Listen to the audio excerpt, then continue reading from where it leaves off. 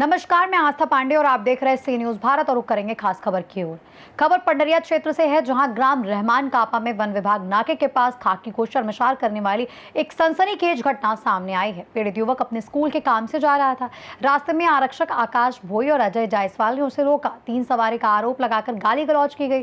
पीड़ित ने बिना किसी विवाद के नियम के मुताबिक 300 रुपए का चालान भी कटवा लिया, लेकिन पुलिस कर्मियों का गुस्सा इतने पर भी शांत नहीं हुआ। आरोप है कि चालान कटाने के बाद आरक्षक आकाश भोई ने युवक का मोबाइल और चाबी छीन ली और जाति सूचक गालियां दी। हद तो तब हो गई जब मौके पर पहुंचे एसडीओपी ने बिना सच जाने युवक की गर्दन पकड़कर उसके साथ मारपीट की। इसके बाद युवक को घंटों पुलिस की गाड़ी में बंधक बनाकर रखा गया। इस मानसिक प्रताड़ना से आहत पीड़ित ने सीसीटीवी फुटेज की जांच की मांग की है। साथ ही चेतावनी भी दी है कि यदि 7 दिनों के भीतर दोषी पुलिस कर्मियों पर कार्रवाई नहीं हुई तो वो एसपी ऑफिस के सामने आत्मघाती कदम उठाने को मजबूर होगा। इस संबंध में पीड़ित मोहम्मद रिजवान खान ने क्या कुछ कहा, जरा सुनिए। नमस्कार दोस्तों, मेरा नाम मोहम्मद रिजवान खान है। मैं ग्राम मंझोली का रहने वाला हूँ। 30/5/2026 को शाम 4:45 बजे मैं अपने स्कूल के काम से कोई कुकदुर लोखान जा रहा था, काम करने वाले 2 लोगों को रखकर। रहमान कापा नाका जो फॉरेस्ट का है, वहाँ पर पुलिस विभाग के द्वारा चेक पोस्ट लगाया जा, वहाँ चेकिंग चल रही थी। मुझे देखकर 2 आरक्षक अजय जायसवाल और आकाश भोई के द्वारा रोकवाया जाता है। रोक बे रोक 3 सवारी है, गाड़ी का चालान पटाओ। मेरे द्वारा गाड़ी धीरे किया जाता है, एकदम स्लो किया जाता है और रोका जाता है। तो बोला जाता है आकाश भोई और अजय जायसवाल के द्वारा 3 सवारी है बे, चालान पटाओ। मैं वहाँ से गाड़ी थोड़ा किनारे करते हुए एसआई साहब के पास जाके खड़ा होता हूँ।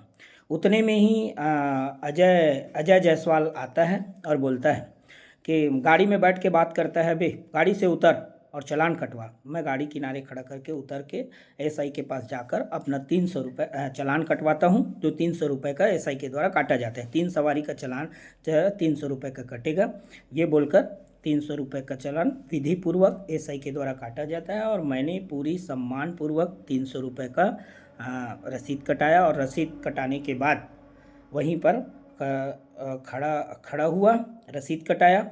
मैं जब रसीद कटा रहा था उस समय आकाश भोई के द्वारा भी थोड़े दूर में खड़े हुए थे। वो मेरे को देखकर गाली गलौज कर रहे थे। फंसा है पठान आज, ये वर्डों का प्रयोग कर रहा था। मैं फिर भी कुछ नहीं बोला, अपना चालान कटाया, चालान की रसीद रखा और रखकर मैं सीधा गाड़ी स्टार्ट किया और मैं अपने साथी को देखने लगा इधर उधर कहाँ पे खड़े हैं करके। आगे में थे, मैं जैसे आगे बढ़ा, थोड़ा दूर गया, चालान की जो कापी थी हाथ में थी वो छूट गई, वहीं गिर गई। तो मैं मोड़ के अपने साथियों के साथ फिर वो चालान की कापी को उठाया और उठा के मैं आगे रोड के किनारे थोड़ा दूर में इस साइड आके खड़ा हुआ, क्योंकि मेरे साथ एक और साथी थे जो पीछे में थे बाइक में, वो अकेले थे। मैंने उनको कॉल किया कि कहाँ है भाई करके, तो बताया कि मैं आगे निकल गया हूँ भाई, तू आ। तो मैं वहाँ से निकलने ही वाला था, वैसे ही आकाश भोई आरक्षक के द्वारा मेरे को इशारा किया कि इधर आबे, इधर आबे, इधर आबे। ऐसे करके 4-5 बार उनके द्वारा बोला गया। मैं गाड़ी रोड के एकदम किनारे किनारे उनके पास गया। क्या हुआ सर, ये पूछा मैं। तो बोलता है मेरे को चालान कटाया हूँ करके तू यहाँ से अभी एक बार फिर गया है, फिर वापस आया है, ये बोलता है। तो मैं बोला नहीं सर, मेरे साथी और थे सर, उनको मैं देख रहा था कि पीछे में है कि कहाँ है करके, तो उन्हीं को किनारे में खड़ा होकर मैंने कॉल किया हूँ। ये देख लीजिए मेरा कॉल डिटेल, मैं उनसे अभी तुरंत बात किया हूँ। 5 बजे की घटना थी, मैं उनको कॉल डिटेल दिखाने वाला था। तो उतने में ही आकाश भोई के द्वारा गाली गलौज किया जाता है, माँ बहन का जबान लड़ा रहा है, ऐसा वैसा बहुत सारी गालियां देता है। तो मेरी गाड़ी की उतने में ही मेरी गाड़ी की चाबी निकाल लेता है। जैसे ही मैं मोबाइल हाथ में रखा रहता हूं, उनको स्क्रीन कॉल डिटेल दिखाने रहता हूं, मेरे मोबाइल छीन लेता है। मैं बोलता हूं मेरे मोबाइल दो, मेरे मोबाइल क्यों छीन रहे हो?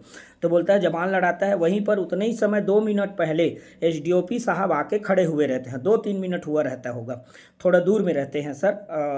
तो सर को आकाश भोई के द्वारा बोला जाता है ये बदतमीजी कर रहा है, बैठा इसको थाने लेके चलो, फिर इसकी सब हेकड़ी निकाल ऐसे वर्डों का प्रयोग करता है। उसके बाद वो आकाश भाई जबान लड़ाता है करके मेरा कॉलर पकड़ता है और पीछे से डीओपी साहब भी जबान लड़ा रहा है ये बोलकर मेरी गर्दन को पकड़कर मेरे को धक्का मारते हुए आकाश भाई के द्वारा ले जाते समय भी मेरे को गाड़ी तक ले जाते समय भी मेरी माँ बहन का छूट गाली बात वो बहुत उचकता है पठान किसके दम पर उचकता है जिन वर्डों का माँ बहन का छूट गाली बकता है और मुझे बोलेरो में ले जाके बैठा देता है। शाम 5 बजे से 5:15 बजे समथिंग 5 से 5:30 के बीच की घटना है। उतना समय से मेरे बोलेरो में ले जाकर बैठाता है और पीछे से बोलेरो को लॉक करता है जैसे मैं कोई अपराधी हूँ। इस तरह से मेरे साथ व्यवहार किया जाता है उस आरक्षक के द्वारा और बोला जाता है कि तू गरीबों का मसीहा बनता है लड़ने आता है। इन वर्डों का प्रयोग करके मेरे छूट माँ बहन का गाली दिया जाता है और मैं 3 घंटे तक बोलेरो में बैठा के रखा जाता है। जब इनका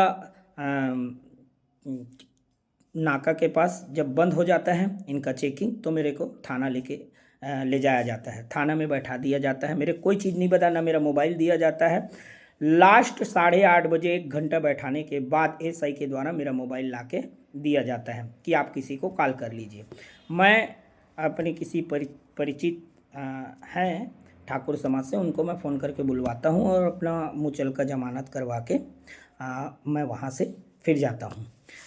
मैं माननीय पुलिस अधीक्षक महोदय से निवेदन करना चाहता हूँ कि इस घटना की जांच की जाए और अगर मैं दोषी पाया जाता हूँ मेरे द्वारा किसी प्रकार की अगर अभद्र बातें की गई होगी तो आप जब चाहें तब मुझे जो सज़ा देना चाहेंगे मैं आपके सामने आपके ऑफिस में आपके थाने में आके खड़ा मिलूँगा। और अगर आपके द्वारा निष्पक्ष जांच नहीं किया जाता है ऐसे दोषी आरक्षकों के ऊपर आपके द्वारा अगर कार्रवाई नहीं की जाती है तो मैं 2-4 दिन के बाद मैं एसपी ऑफिस के सामने भूख हड़ताल पर बैठने को मजबूर हो जाऊंगा। अगर ज़रूरत पड़ी तो मैं अपनी जान भी देने को तैयार हो जान देने को भी पड़ सकता है। तो मैं पुलिस अधीक्षक महोदय से विनम्र निवेदन करूंगा इस घटना की निष्पक्षतापूर्वक जांच करें और जांच कर अगर मैं दोषी हूं तो मुझे सज़ा दी जाए, अगर आरक्षक दोषी हैं तो आरक्षक को बिल्कुल सज़ा दी जाए और कड़ी से कड़ी सज़ा दी जाए जिससे आने वाले समय में अन्य नागरिकों अन्य जनता को ऐसे कठिनाइयों का सामना न करना पड़े। और वहाँ पर फॉरेस्ट जो नाका है वहाँ पर सीसीटीवी फुटेज है। मैंने अपने आवेदन में इस चीज़ का जिक्र किया है। आप चाहें तो वन विभाग नाका का सीसी फुटेज निकलवा कर और निष्पक्ष जांच कर सकते हैं। तो मेरा निवेदन है माननीय पुलिस अधीक्षक महोदय से कि इस घटना की निष्पक्षतापूर्वक जांच की जाए। अगर मैं दोषी हूं तो मुझे सज़ा दी जाए, अगर आरक्षक दोषी है तो आरक्षक के ऊपर कड़ी से कड़ी कार्रवाई की जाए। धन्यवाद। कवर्धा से सी न्यूज़ संवाददाता दीपेश जांगड़े की रिपोर्ट। फिलहाल इस खास खबर में बस इतना ही। बाकी देश और दुनिया की तमाम बड़ी खबरों के लिए बने रहिए सी न्यूज़ भारत के साथ।